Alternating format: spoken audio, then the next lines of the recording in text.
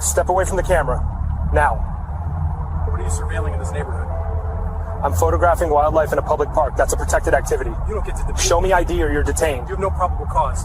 Touch me and you're violating the Constitution. Turn around, hands behind your back. This is happening. Officer Derek Thorne had been patrolling the streets of the Metro Precinct for 9 years when he made the decision that would implode his career, humiliate his department, and cost the city taxpayers $6.8 million. He was 34 years old, a man in the prime of his physical life, with a personnel file that looked impressive on paper if you didn't read between the lines. He was known among his peers as a hunter, an officer who generated numbers, made arrests, and kept the streets clear of anyone he deemed undesirable. But on a bright Tuesday morning in October, Thorne walked into a situation where his aggressive instincts would collide with a wall of federal authority that he was woefully unprepared to scale. He was convinced his judgment was absolute, a common fatal flaw in officers who have spent nearly a decade unchecked. What happened that morning at Oakhaven Park wasn't just a mistake. It was a systemic failure of discretion. Thorne received a dispatch call about a suspicious male conducting surveillance, and instead of investigating, he escalated. He didn't know that the man standing by the pond dismantling a $12,000 camera lens was Marcus Sterling, a 54-year-old senior media advisor for the Department of Justice. Sterling was a man who spent his days crafting the public image of the Attorney General and ensuring that federal law enforcement adhered to the highest standards of constitutional integrity. What Thorne did next, mocking Sterling's explanations, destroying government property, and arresting a high-ranking federal official in front of rolling cameras, would become a case study in police misconduct taught in law schools across the country. Before we dive into the details of this catastrophic encounter, where are you watching from? If you believe that accountability is the only way to fix a broken system, please hit that subscribe button. Stories like these need to be told, and your support helps us keep the spotlight on the truth. To understand how this happened, you have to understand Officer Derek Thorne. He wasn't a rookie. He had 9 years on the job. In that time, he had accumulated 14 citizen complaints. Most involved discourtesy or bias-based policing. Yet Thorne remained on the street. His supervisors valued his metrics. He wrote tickets. He cleared corners. He was the guy you called when you wanted a problem to disappear. He had been conditioned to believe that his badge gave him the final word in every conversation. He operated on a simple binary logic. If you are a law-abiding citizen, you do exactly what I say immediately. If you hesitate, you are a suspect. If you argue, you are resisting. Thorne had a history of misinterpreting constitutional rights as insubordination. 2 years prior, he had detained a contractor for casing a house that the man was actually hired to paint. The complaint was dismissed as exonerated because the department ruled Thorne had acted in good faith. That good faith was a shield that Thorne wore like armor. It made him feel invincible. It made him feel that he could walk into Oakhaven Park, see a black man in a suit holding a camera, and decide without a shred of evidence that a crime was in progress. He parked his cruiser on the grass, a violation of park rules itself, and stepped out, adjusting his belt, ready to dominate a situation that required nothing more than a conversation.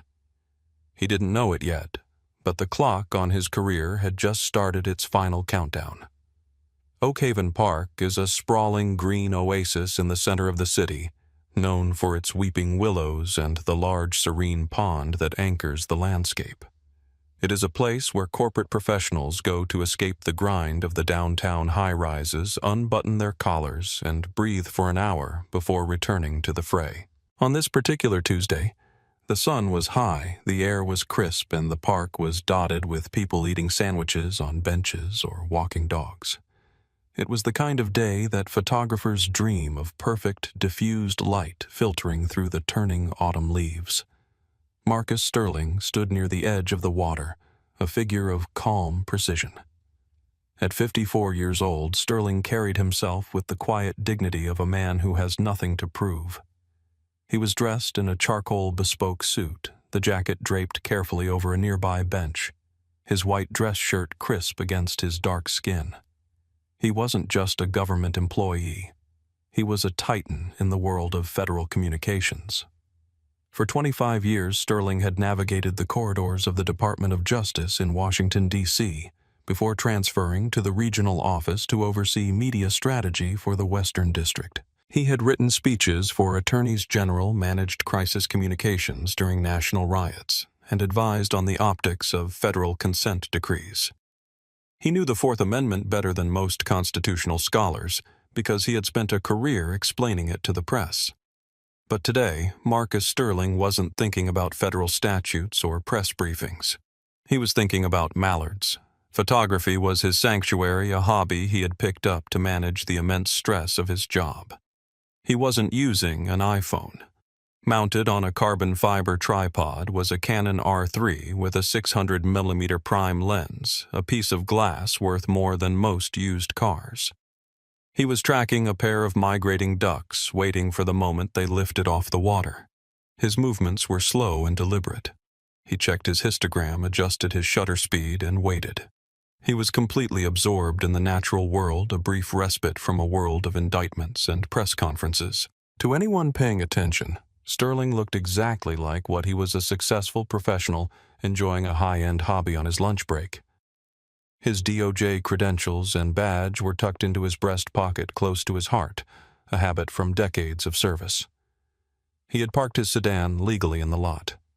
He had set up his equipment in a public space where photography was explicitly permitted. He was bothering no one. He hadn't spoken to a soul since arriving. He was simply a man at peace, capturing the beauty of nature in a city that often moved too fast to notice it. However, peace is a fragile thing when viewed through the lens of prejudice. Sterling was accustomed to being watched. He was a black man in America who had climbed to the highest echelons of government. He knew that his presence in certain spaces often drew scrutiny, but he also knew the law. He knew that standing in a public park photographing wildlife was a constitutionally protected activity. He had literally written the DOJ guidelines on the right to record in public. He assumed, perhaps too optimistically, that his professional attire and obvious photography gear would insulate him from the kind of harassment he had fought against for his entire career. He was wrong. The trouble began not with a crime, but with a window. Alara Vance lived in one of the stately Victorian homes that lined the perimeter of Oakhaven Park. At 48 years old, Alara spent a significant amount of her time monitoring the Neighborhood Association app and watching the street from her second-story sunroom.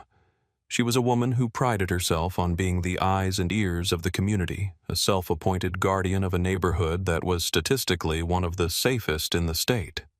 However, her definition of safety often relied on a rigid exclusionary view of who belonged and who did not. That Tuesday, Alara was sipping herbal tea when she spotted Marcus Sterling through the trees. She didn't see a federal advisor on his lunch break. She didn't see a nature photographer. She saw a black man with a massive weapon-like device pointed at the houses. In her mind, the telephoto lens wasn't for ducks. It was for casing homes. It was for zooming in on alarm keypads and bedroom windows. She watched him for 5 minutes, her anxiety spiraling into a narrative of imminent danger. She ignored the fact that he was facing the pond. She ignored his suit. She ignored the public setting. Alara picked up her phone and dialed the police non-emergency line, a number she had on speed dial. Her voice was trembling with a manufactured fear that she had convinced herself was real. "I need to report suspicious activity at Oakhaven Park," she told the dispatcher. "Can you describe the activity, ma'am?" the dispatcher asked, typing effectively on autopilot. "There is a man, an African-American man, standing near the pond.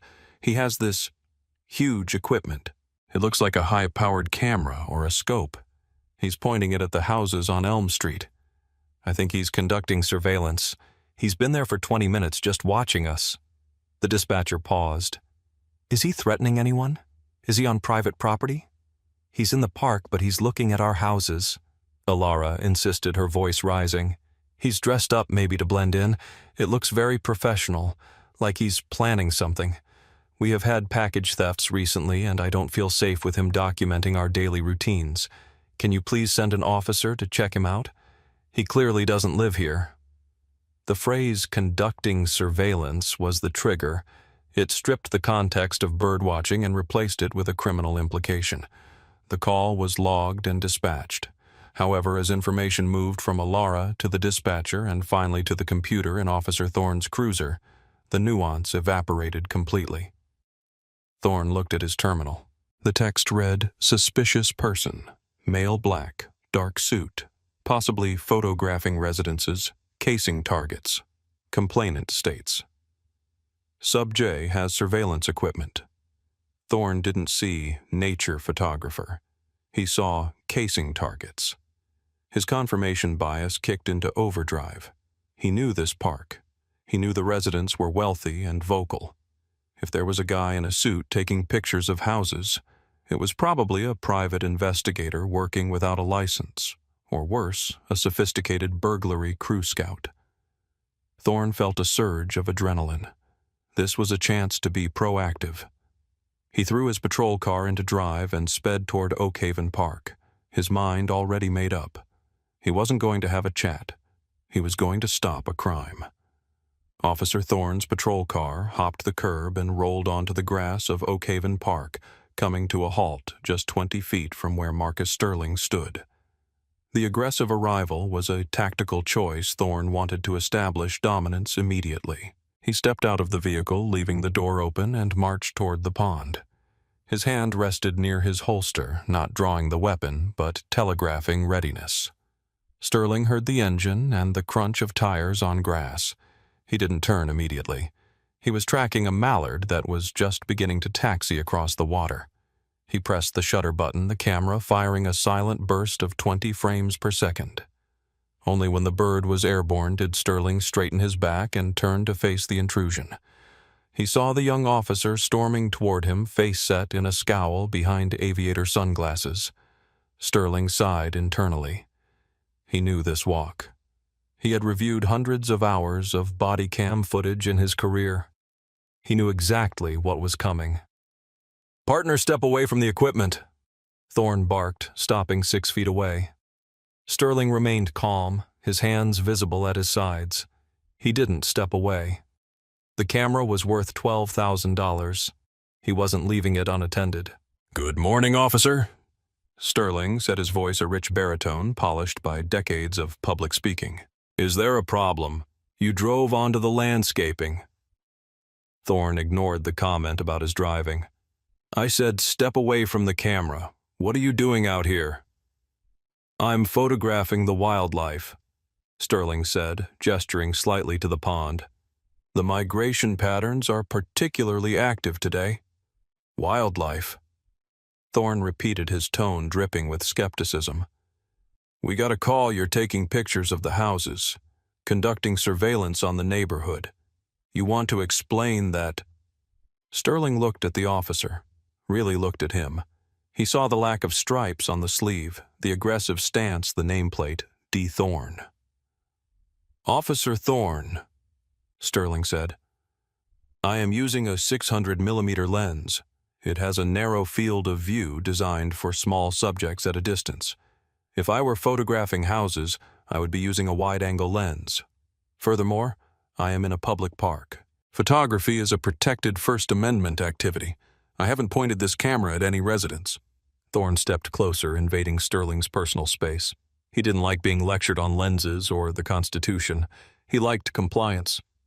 "You got a lot of answers, huh? You a lawyer?"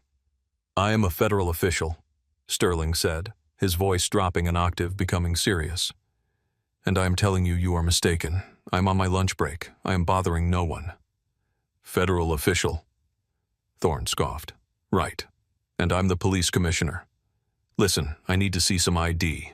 Now." Sterling stood his ground. He knew the law perfectly. "Officer, have I committed a crime? Do you have reasonable, articulable suspicion that I have committed, am committing, or am about to commit a crime? Because filming ducks while black is not a crime in this state." Unless you can articulate a crime, this is a consensual encounter, and I am declining to provide identification. Thorne's face reddened. This was the moment the switch flipped. He wasn't listening to the logic. He was hearing defiance. He was hearing a suspect trying to talk his way out of an investigation. "You're detained," Thorne snapped. "Investigation of trespassing and disorderly conduct. Give me your ID or you're going in." The air in the park seemed to freeze. Several people walking their dogs had stopped. A woman on a bench nearby lowered her sandwich and pulled out her phone. The audience was assembling, but Officer Thorne was too focused on the man in the suit to notice. "Officer Thorne," Sterling said, his voice steady but carrying an edge of warning. "I am giving you an opportunity to de-escalate this. I am the senior media advisor for the Department of Justice, Western District. My credentials are in my pocket. If you detain me without probable cause, you are violating my Fourth Amendment rights and opening this city up to a massive liability claim. I am asking you to verify my statement before you touch me." It was a clear, lucid warning. It was the truth offered on a platter. But Thorne's ego had created a deafness to reason. To Thorne, Sterling's claim sounded like a grandiose lie. Department of Justice, in a park. Taking pictures of ducks. It didn't fit Thorne's profile of a federal agent. Federal agents drove SUVs and wore tactical gear. They didn't stand by ponds talking about lens apertures. "I don't care who you say you are," Thorne said, reaching for his handcuffs. "You refused a lawful order. You're failing to identify during an investigation." "There is no investigation," Sterling countered, not moving.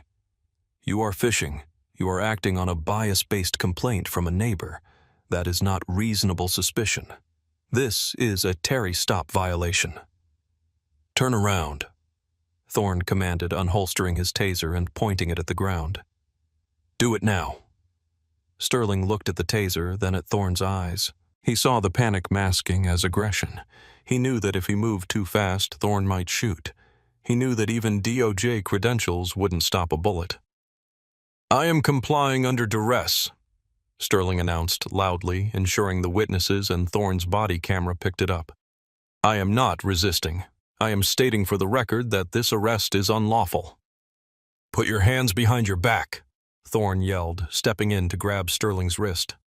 As Thorne grabbed him, he shoved Sterling hard against the tripod. The heavy rig, unbalanced by the force, tipped over. Sterling watched in slow motion as his $12,000 set up the Canon R3 and the 600mm lens crashed onto the concrete path.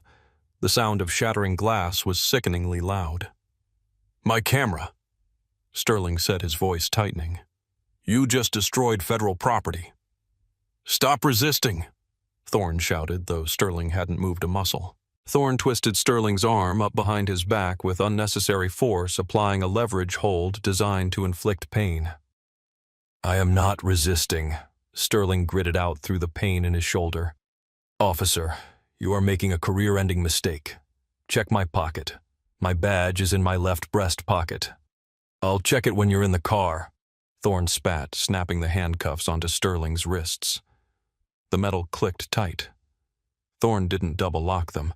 He yanked Sterling away from the wreckage of the camera, marching him toward the cruiser. "You're done," Thorne muttered. "Impersonating an officer, resisting arrest, disorderly conduct. You're going to have a long day, pal." Sterling walked with dignity despite the cuffs. He looked at the woman filming with her phone and nodded. "Please keep recording," Sterling said to her. "Do not stop." "Shut up," Thorne said, shoving Sterling toward the back seat. The back of a police cruiser is a humiliating place designed to strip a person of their agency.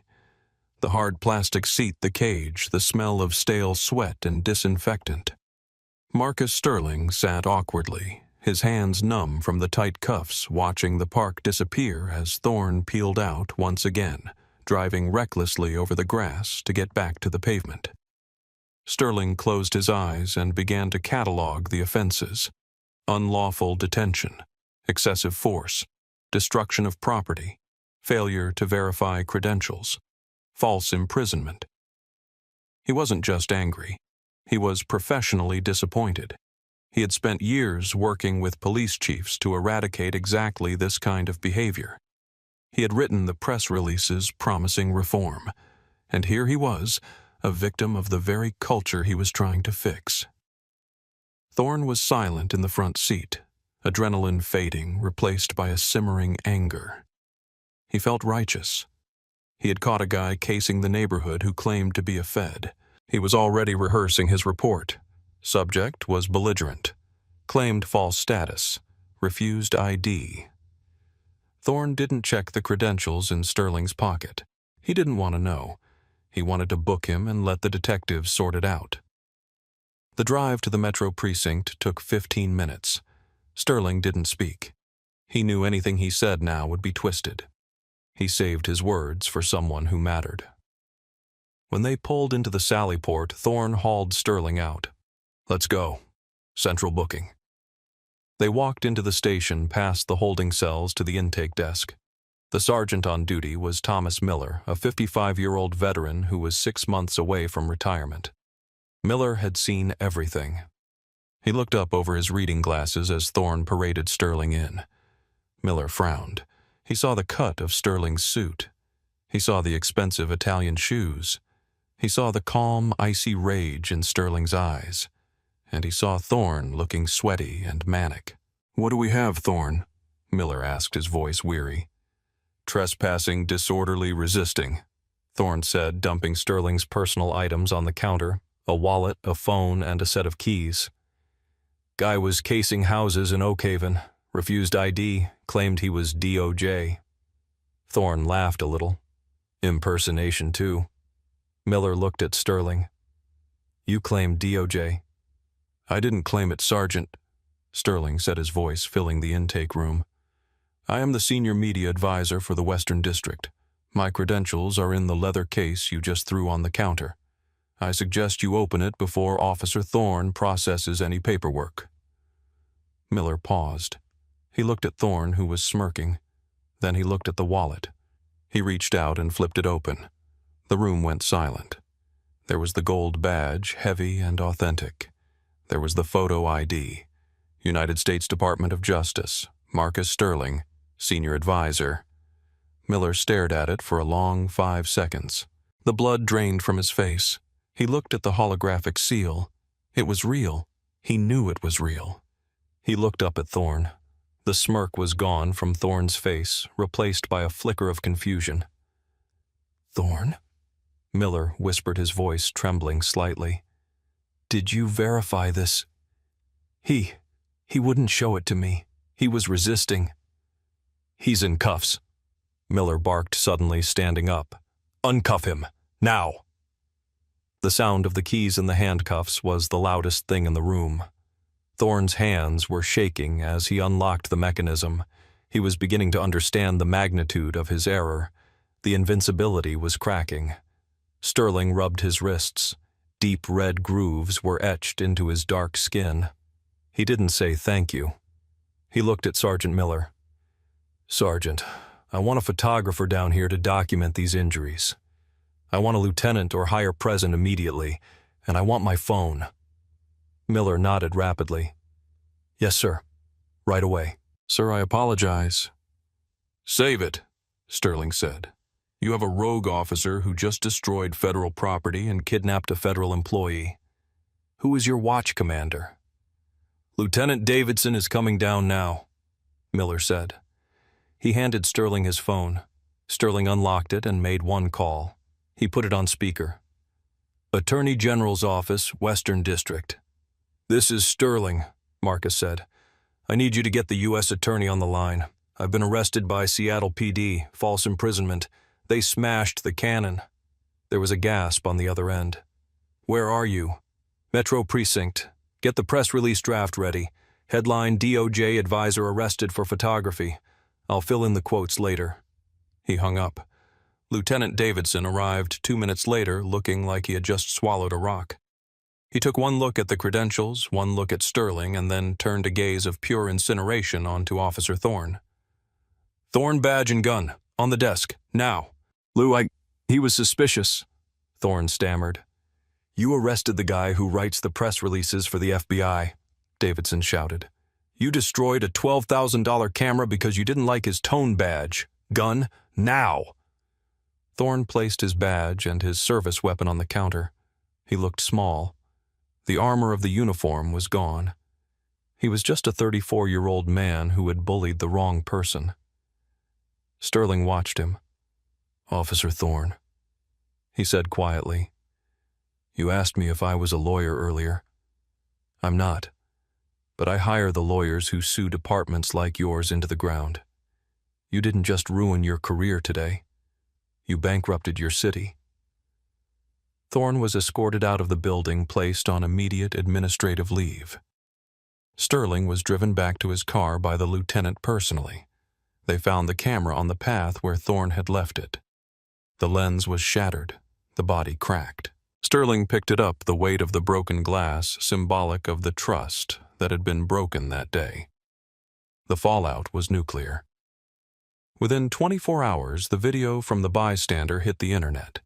It showed everything: the calm demeanor of Sterling, the aggression of Thorne, the smash of the camera, the unlawful arrest. The headline wrote itself. Cop destroys camera, arrests DOJ. Official for filming ducks. The lawsuit was filed 3 weeks later. It named Derek Thorne, the city, and the police department. It alleged violations of the First and Fourth Amendments, assault battery, and false imprisonment. The city attorney took one look at the video, then at Sterling's credentials, and told the mayor to open the checkbook. There was no defense. Qualified immunity did not apply because the right to record in public was clearly established, and Thorne's refusal to verify credentials showed willful malice. The settlement was reached in 14 months, $6.8 million. It was the largest individual payout for a wrongful arrest in the city's history. Derek Thorne was fired. He was stripped of his certification, ensuring he could never work as a police officer in the state again. The casing narrative he tried to spin fell apart when the GPS data from Sterling's camera proved he was only pointing it at the pond. Thorne is currently working in private security at a warehouse, making a fraction of his former salary. But money and firings don't fix the underlying rot. 6 months after the settlement, Marcus Sterling returned to Oak Haven Park. He had a new camera, a newer model Canon. The sun was shining. The ducks were there. He set up the tripod. He looked through the viewfinder. But the feeling was different. The peace was gone. He found himself looking over his shoulder every time a car drove by. He found himself listening for sirens. The trauma of being stripped of your rights, of being manhandled and caged, doesn't vanish with a settlement check. Even for a man with the power of the DOJ behind him, the vulnerability remained. Sterling took a photo of a solitary mallard drifting on the water. It was a beautiful shot, but he didn't smile. He packed up his gear after 10 minutes. He couldn't stay. The park wasn't his anymore. It belonged to the memory of Officer Thorne and the bias that had summoned him. As Sterling walked to his car, he passed a young father teaching his son how to fish. The father looked up and smiled. Sterling nodded back, but he kept walking. He drove away, leaving the park quiet, the willows swaying in the wind, indifferent to the lives that had been altered beneath their branches. This story forces us to ask a difficult question. If a high-ranking federal official can be arrested for filming ducks, what happens to the citizen who has no badge, no connections, and no camera rolling? Do you think officers should be personally liable for settlements when they violate constitutional rights? Or should the taxpayers continue to foot the bill? Leave your thoughts in the comments below. And if you believe in holding power accountable, share this video. Until next time, stay safe and know your rights. Turn the music off now. I said now. Officer, I'm not breaking the law. You don't get to invent one. You don't argue with me. Stand up and show ID. Am I being arrested, or are you just uncomfortable with a black woman who knows That's her your rights? last warning. Then understand this. Whatever you do next... The body camera footage would later become the centerpiece of a federal civil rights curriculum, a digital testament to a career-ending mistake that unfolded in high definition. But on that bright, crisp Sunday afternoon in October, Officer Kyle Miller had absolutely no idea that the woman sitting on the park bench, quietly reading a hardcover book, was the United States Assistant Attorney for the Criminal Division. He didn't know that Eleanor Vance had spent the last 25 years putting away domestic terrorists, dismantling racketeering rings, and sending corrupt politicians to federal prison. All Officer Miller saw was a black woman in a public park and a chance to assert his authority.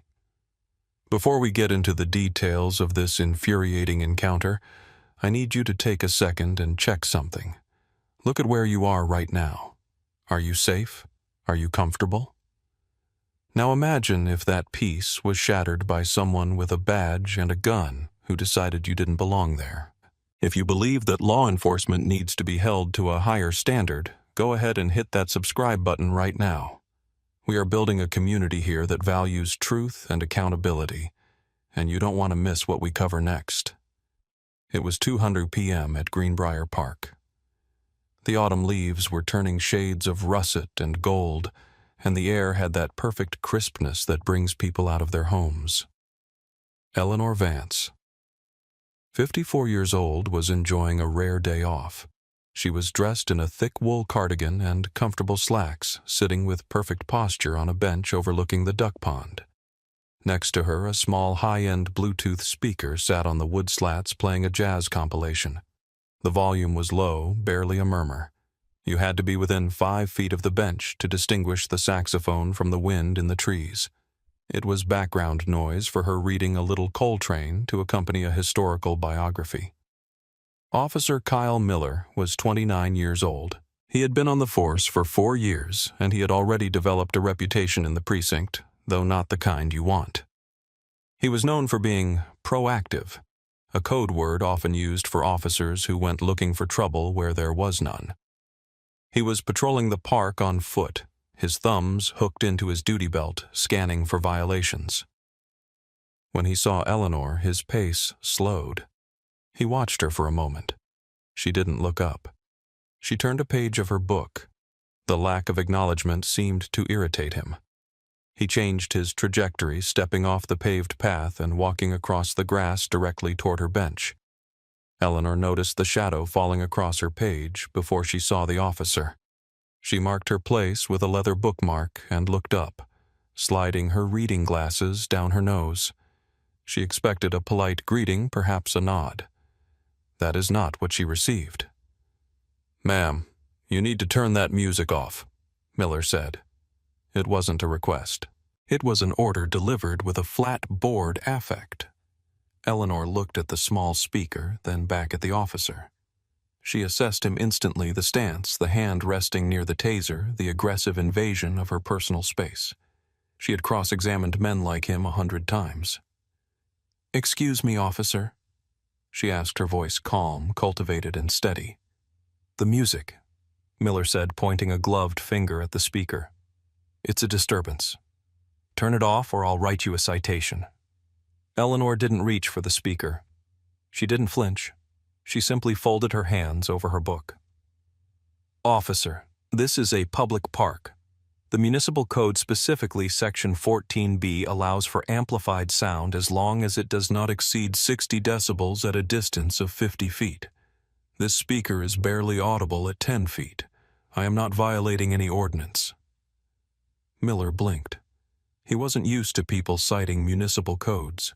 He was used to people apologizing, scrambling to comply, or getting angry. Resistance in his mind was defiance, and defiance was something he had been trained to crush. "I'm not going to argue the law with you, ma'am," Miller said, stepping closer. "I'm telling you it's too loud. It's disturbing the peace. Now turn it off." "I will not," Eleanor said. She didn't raise her voice. She didn't need to. "I am enjoying my Sunday afternoon in full compliance with the law. If you feel there is a violation, you are welcome to use a decibel meter to verify it. But I'm not going to turn off my music simply because you demand it." Miller's face flushed. The calm refusal was more insulting to him than if she had screamed. "Okay," he said, pulling his radio off his shoulder but not keying it yet. "If you want to play games, we can play games. I need to see your identification." Eleanor sighed. It was a sigh of deep, weary disappointment. She knew exactly where this was going. She knew the case law, the precedents, and the tragic history of stops just like this one. "Officer, am I under arrest?" "You're being detained for an investigation into a noise ordinance violation," Miller snapped. "ID, now." "I am not required to provide identification unless I am being arrested for a crime or there is reasonable suspicion that I have committed a crime," Eleanor stated. "A noise ordinance violation is a civil infraction, not a criminal offense, and you have not established that a violation has even occurred. Therefore, under Hybel v. 6th Judicial District Court, I am under no obligation to identify myself." The air between them seemed to crackle. Miller was now fully committed. He couldn't walk away. His ego wouldn't let him. A crowd was beginning to form, mostly other middle-aged adults walking their dogs or pushing strollers, and they had stopped to watch. Miller felt their eyes on him. He felt the need to dominate the situation. "You are obstructing an investigation," Miller said, his voice rising. "That is a criminal offense. Now I'm giving you a lawful order. Stand up and provide your identification." "I am not obstructing anything," Eleanor replied, remaining seated. "I am asserting my Fourth Amendment rights, and I am asking you for your own sake to reconsider your next action. You are making a mistake that you cannot undo." "Last warning," Miller said, reaching for the handcuffs on his belt.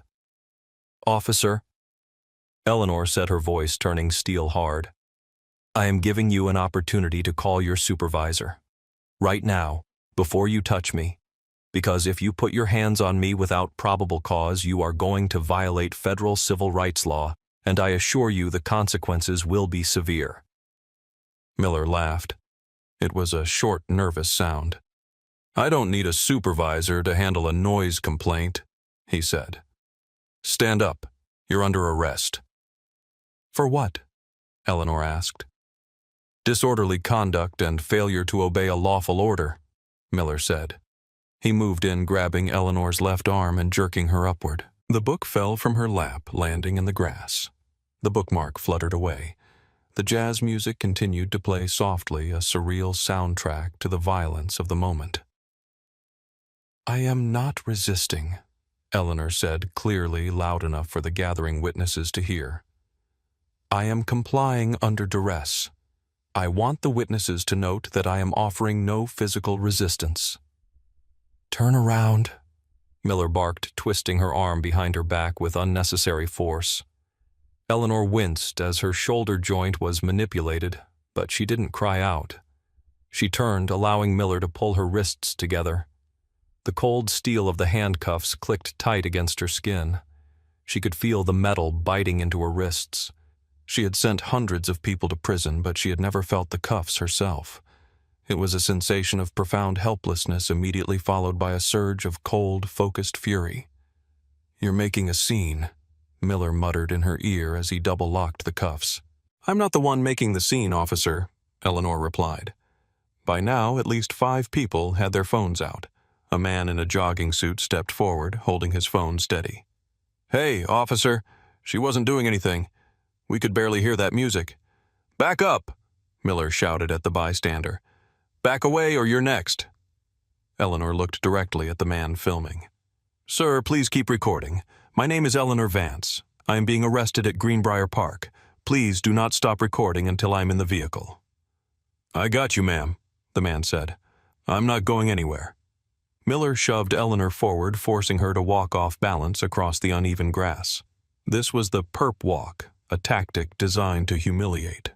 He marched her past the playground, past the families having picnics, past the elderly couples on benches. He wanted her to feel small. He wanted her to feel the shame of the criminal. But Eleanor Vance did not walk like a criminal. She walked with her head high, her back straight despite the unnatural position of her arms. She looked straight ahead, her face a mask of determined calm. She was already drafting the opening arguments of the lawsuit in her mind. She was cataloging every bruise, every shove, every word Miller spoke. They reached the patrol car parked at the edge of the park. Miller opened the back door and pushed her head down to guide her in. The plastic seat was hard, unforgiving, and smelled of stale sweat and industrial cleaner. As the door slammed shut, sealing her inside the cage, the jazz music back at the bench finally faded from earshot, leaving only the sound of Miller's heavy breathing as he walked around to the driver's side. He got in and started the engine. He didn't look at her in the rearview mirror. He turned on his computer, typing in the initial details of the arrest. "Hope that music was worth it," he said, a smug tone returning to his voice now that he was safely inside his cruiser. Eleanor stared at the back of his head. She didn't answer. She didn't need to engage with him anymore. The time for discussion was over. The legal machinery had already begun to turn, even if he didn't hear the gears grinding yet. She sat in silence as the car pulled out into traffic, the siren chirping once to clear a path. The drive to the precinct took 15 minutes. Miller played the radio talk sports loud. It was another petty power move, another way to assert control over her sensory environment. Eleanor tuned it out. She focused on her breathing. She focused on the pain in her wrists and categorized it as evidence.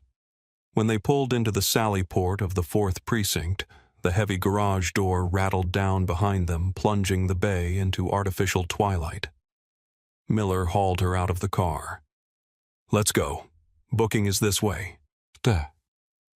He led her through the heavy steel doors down the linoleum hallway that smelled of floor wax and coffee. They entered the processing area, a large room with a high counter where the desk sergeant sat behind a glass partition. Sergeant Frank Kowalski was 58 years old. He was a dinosaur in the department, a man who had survived 5 different police chiefs and 3 mayors. He had seen everything. He was drinking coffee from a styrofoam cup, looking over a duty roster when Miller walked in with his prisoner. "What do we have, Miller?" Kowalski asked without looking up. "Afternoon sweep. Disorderly conduct, failure to obey, refusal to ID." Miller recited the charges, sounding proud of his work. "Refused to turn down loud music in the park, then caused a scene." Kowalski looked up. He looked at Miller. Then he looked at the woman standing behind him in handcuffs. The styrofoam cup dropped from Kowalski's hand. It hit the desk, spilling lukewarm coffee over his paperwork, but he didn't notice. He stood up so fast his chair rolled backward and hit the filing cabinets with a loud crash. "Oh, dear God," Kowalski whispered. Miller frowned, confused. "Sarge, what's wrong?" Kowalski ignored him. He rushed around the desk, moving faster than he had in years. He came right up to Eleanor, his face pale. Miss Vance, I am so sorry." Eleanor looked at the sergeant.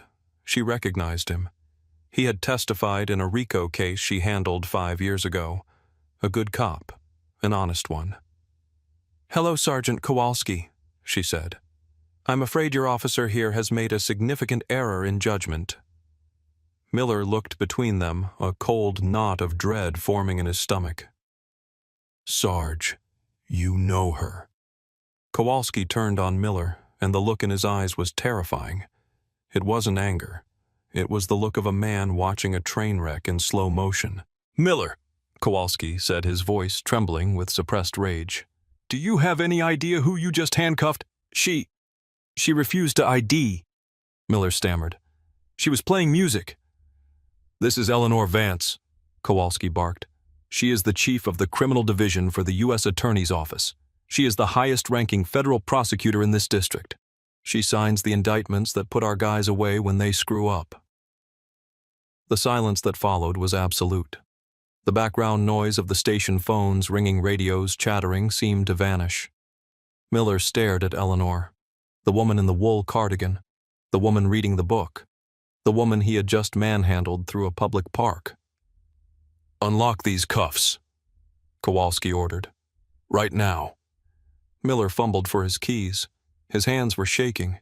He dropped the keys once, had to pick them up. He stepped behind Eleanor, reaching for her wrists. "Stop," Eleanor said. Miller froze. "I do not consent to being unhandcuffed yet," Eleanor said. Her voice was calm, but it filled the room. I want the watch commander or the captain to see me exactly as I am. I want the record to reflect that I was brought into this station in restraints. Ms. Vance, please, Kowalski said. Captain Reynolds is at home. It's his day off. Call him, Eleanor said. And while you're at it, call the city attorney and the chief of police. I'll wait. She walked over to the metal bench attached to the wall and sat down. She crossed her legs at the ankles. She looked perfectly comfortable except for the steel cuffs binding her hands behind her back. Miller stood in the middle of the room holding his keys. He looked at Kowalski. Sarge, I didn't know. She didn't tell me. She didn't have to tell you, Kowalski hissed. She told you the law. You arrested a federal prosecutor for reading a book, Miller. You better pray she doesn't decide to destroy you, but knowing her, it's already too late. Captain Reynolds arrived 20 minutes later. He was wearing jeans and a polo shirt, having clearly rushed from a family event.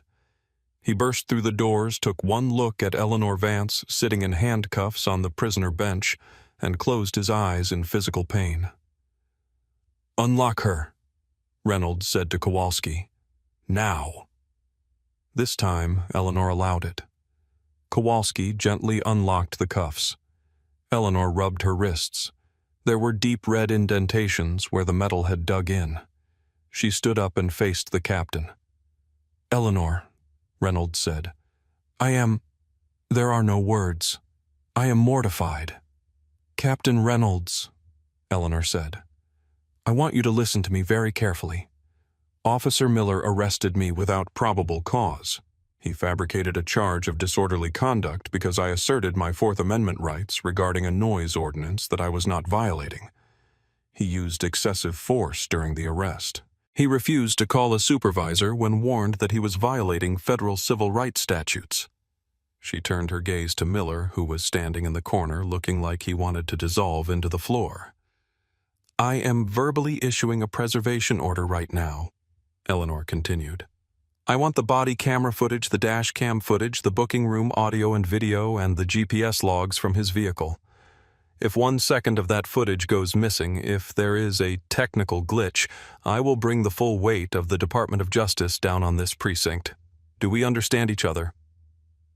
Absolutely, Reynolds said.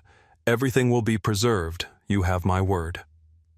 I also want his disciplinary file, Eleanor said. Because an officer doesn't just wake up one morning and decide to violate the Constitution this flagrantly.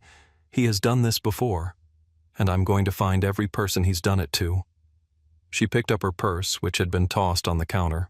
I am leaving now. I assume there are no charges. No charges, Reynolds said quickly. None. You are free to go. Good, Eleanor said. You'll be hearing from my lawyer in the morning. And, Captain, get that officer off the street before he costs this city even more money. She walked out of the station. She didn't look back. By the time Eleanor got home, the video was already circulating. The man in the jogging suit had posted it to Twitter. The caption read, PD arrests older black woman reading book in Greenbrier Park. Claims music was too loud. She was chill cop, was crazy. Within 2 hours, the video had 50,000 views. By the next morning, it was on every major news network. The visual was undeniable, a dignified, well-dressed woman being twisted up and handcuffed while calmly citing the law, contrasted with a young, aggressive officer losing his temper. The internet detectives went to work. They identified Eleanor Vance before the police released a statement. When the public realized who she was, the story shifted from another viral arrest to systemic crisis. If a federal prosecutor, a woman with the ultimate insider knowledge of the justice system, could be treated this way, what hope did a regular citizen have? On Tuesday, Eleanor filed the lawsuit. It was not a simple complaint. It was a scorching indictment of the police department's practices. She sued Officer Miller individually and the city for failure to train and supervise. She alleged violations of the Fourth and 14th Amendments, but she went further. She used her resources to subpoena records of every noise complaint arrest Miller had made in his 4 years. The discovery phase was devastating. Eleanor's team found that Officer Miller had issued 47 citations for noise violations in Greenbrier Park. 45 of them were issued to Black or Hispanic citizens. In the wealthy, predominantly white neighborhood of Oakwood Heights, just 2 miles away, Miller had never issued a single noise citation despite numerous calls to dispatch about loud house parties. The data proved a pattern of selective enforcement. Miller was using the noise ordinance as a pretext, a legal excuse to stop and harass minorities in the park. The city attorney took one look at the data and the deposition of Officer Miller, where Eleanor Vance personally sat in the room staring him down while her lawyer tore his testimony to shreds and waved the white flag. They couldn't go to trial. A jury would destroy them. The settlement was finalized 6 months later. The city paid Eleanor Vance $1.8 million. Officer Kyle Miller was fired for cause, specifically for filing a false police report, conduct unbecoming, and civil rights violations. He was stripped of his pension. Because of the nature of his termination, his certification was revoked, meaning he could never work as a police officer in the state again. But Eleanor wasn't done. She took the $1.8 million, every cent of it, and established the Vance Legal Defense Fund. The fund's sole purpose was to provide top-tier legal representation for indigent citizens in that specific city who had been charged with quality of life, crimes, loitering, noise violations, disorderly conduct. She used the city's money to build a permanent shield against the city's own predatory policing. On the 1-year anniversary of the arrest, Eleanor Vance returned to Greenbrier Park. She sat on the same bench. She brought the same Bluetooth speaker. She put on a little Miles Davis, keeping the volume low, respectful, and legal. She sat there for an hour, reading her book. A patrol car drove by slowly. The officer inside saw her. He waved politely and kept driving. Eleanor didn't wave back. She just watched him go, then returned to her reading. This story matters because it forces us to ask a terrifying question. What if Eleanor Vance had been a nurse, or a teacher, or a custodian? What if she hadn't known the specific case law? What if she hadn't had the confidence to command a room full of police officers? She would have been processed. She would have a criminal record. She would have paid a fine she didn't owe just to make the problem go away. Her life would have been derailed by the ego of one man with a badge. We love to see justice served, and watching a corrupt officer lose his career is satisfying. But true justice isn't about one prosecutor winning a lawsuit. True justice is a world where you don't need a law degree to sit on a park bench in peace. What do you think was the $1.8 million settlement enough for the humiliation she endured? And more importantly, do you think this officer would have ever been caught if he hadn't arrested the one woman who could fight back? Let me know your thoughts in the comments below.